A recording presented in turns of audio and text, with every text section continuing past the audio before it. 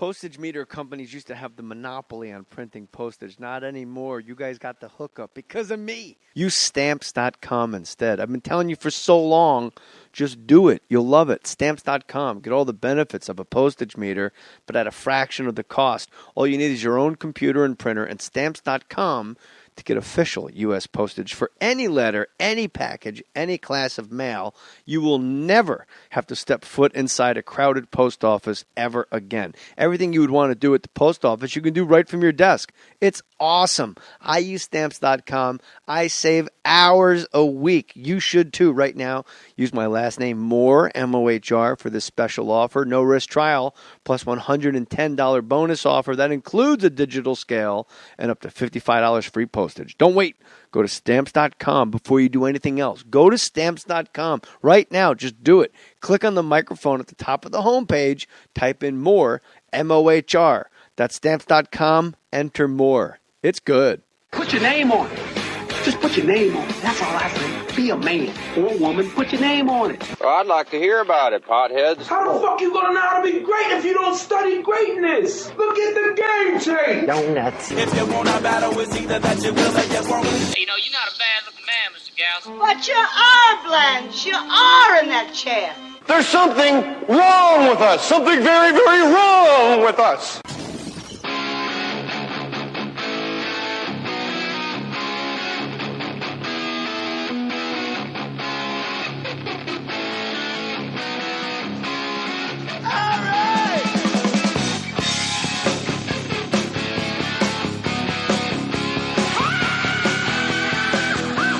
George Wallace, the new Mr. Las Vegas. The old new Mr. Vegas. The old Wayne Newton is the Mr. Las Vegas. I'm the new Mr. Vegas. Let's get What that straight. about Clint Holmes? I thought he was Mr. Vegas for a minute. I think they give you a 10-year run, and you're done. Okay. They retired him.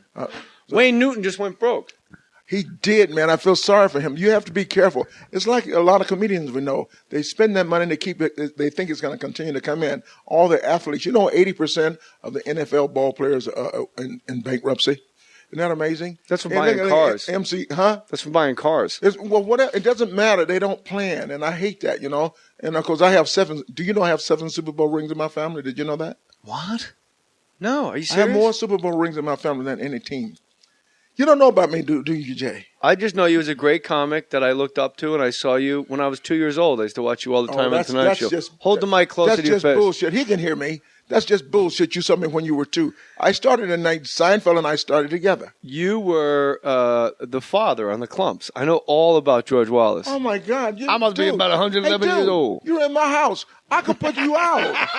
That's insulting me in my house. We are in. Not only are you insulting me, you made my assistant go get you some food. That's not true. You can't come into people's house and tell that's my assistant. That's not your assistant. You can't make people just go do that.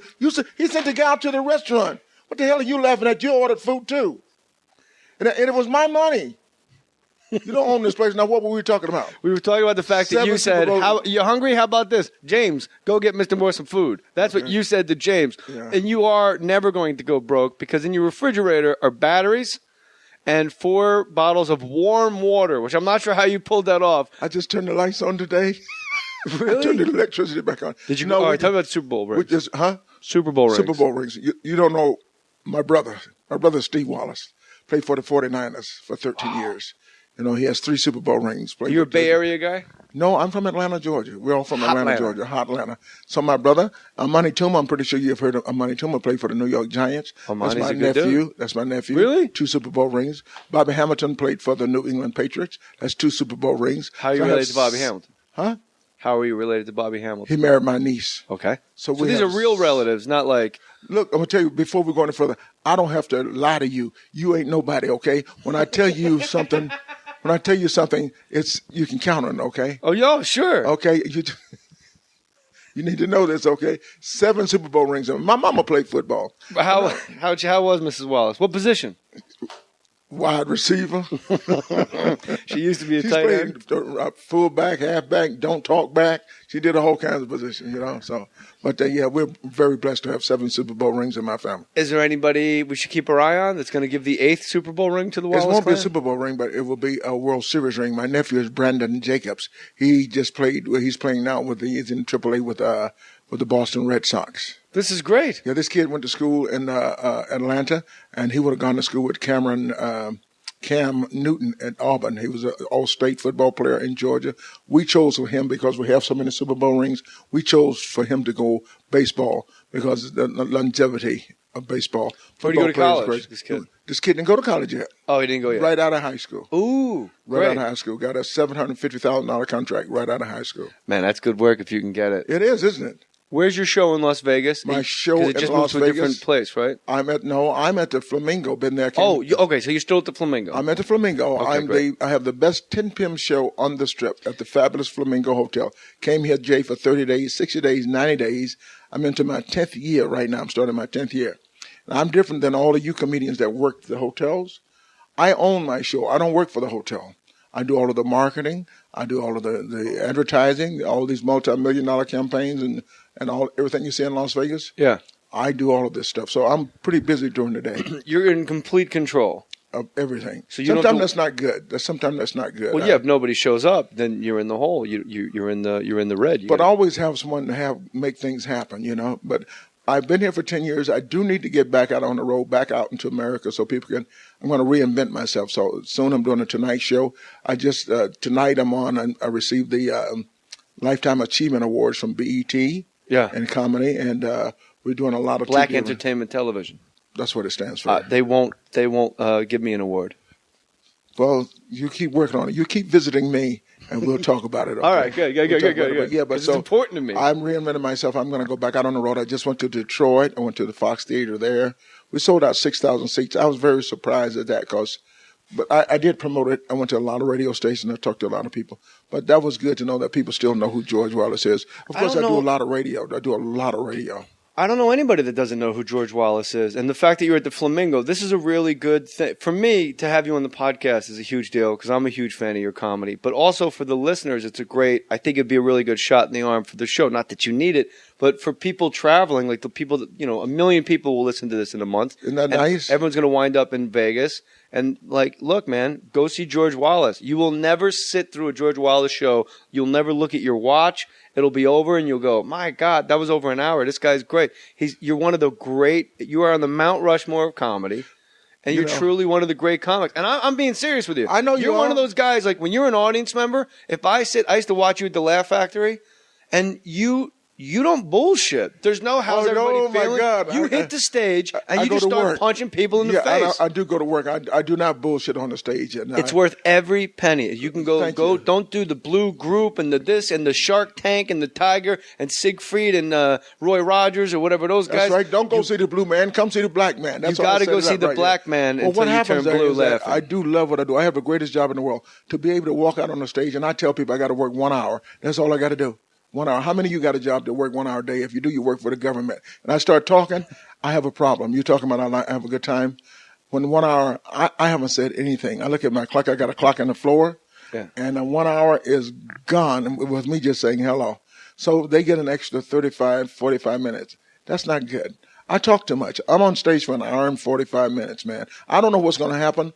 It's Vegas like it used to be, Jay. Yeah. You need to stop by and say hello. You know who was on there's a young singer named Kenny Lattimore. All of the women went crazy with him. But the last show that Dick Clark saw in Las Vegas was the George Wallace show. He wanted to laugh before he passed away. He knew what was happening. I got everybody come in from Aretha Franklin to Tom Jones. Like after his stroke, he knew he was tapping out, and he said, I want to go see George Wallace because I want to die happy. This is true. And he wanted to laugh. He was, it's just amazing to see. Who came to see me one night, shocked the hell out of me? William Shatner. And you have no idea these people know you. Yeah.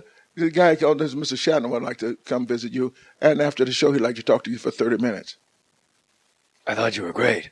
I can't do Shatner apparently. I just tried. I said, I appreciate you coming. I just don't He said, I just heard so much about you. I wanted to talk to you. I wanted to just get to know about you. I thought that was wonderful. Friday night, guess who was in the show? Who?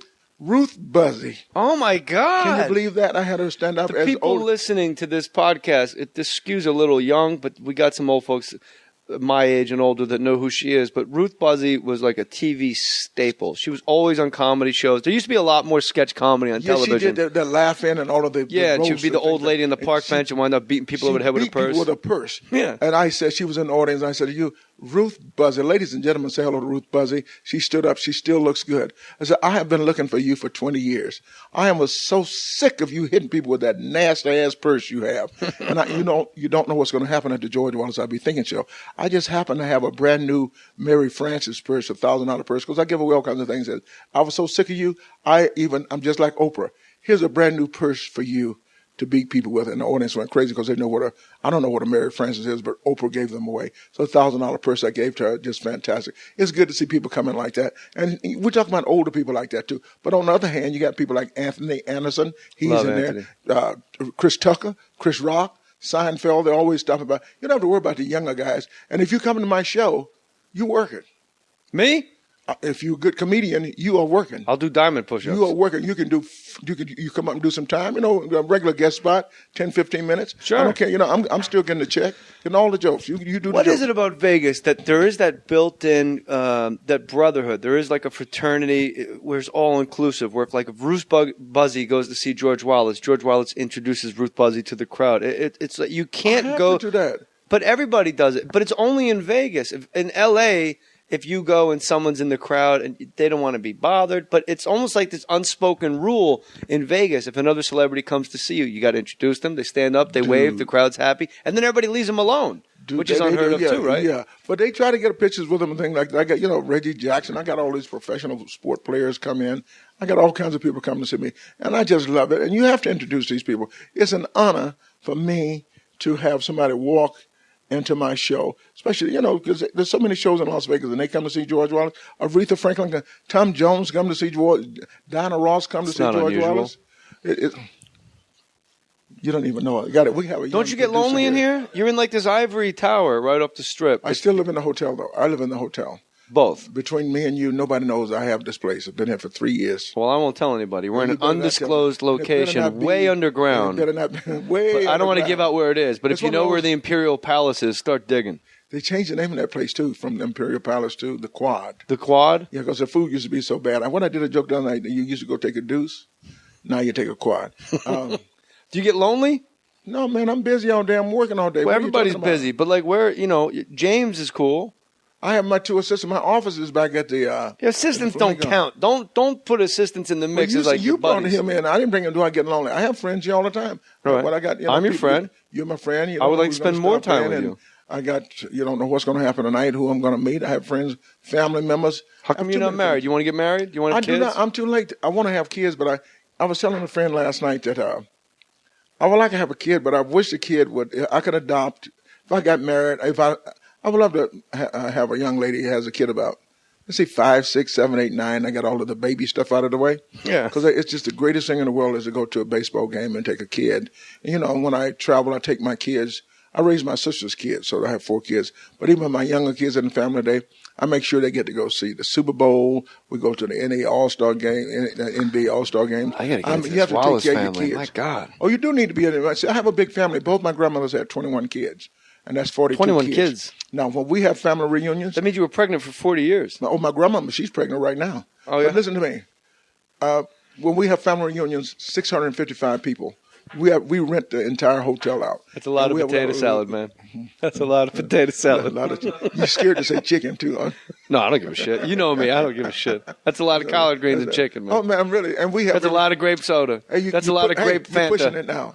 I'm pushing it? Fuck you, I'm pushing it. You're crossing the line now. Well, okay? which line is that? But let me tell you See, I don't something. see color. Well, I've been crossing the line. I crossed the line last night. Oh, my crossed the line, a big deal. I was telling about Prince Harry. Yeah. That, he was in Las Vegas, and he stayed at my hotel upstairs, raising hell. And I went up there one night, and he's running around naked. And I'm the one that took the pictures. And I said to him, you can't be running around like this. You just should be ashamed of yourself. You're royalty. I said, if your mom was alive today, she'd turn over in her car.